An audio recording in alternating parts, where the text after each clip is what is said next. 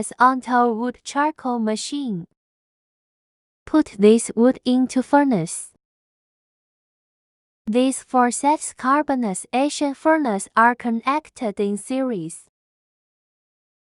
It could carbonization continuously for 24 hours. And smokeless during carbonization, you could check the temperature.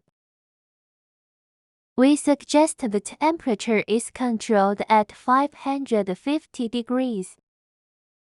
The wood inside the furnace produces flammable gas for carbonization and carbonized for 8 hours. Open the door after cooling about 10 hours. What do you think of the charring effect? Thank you.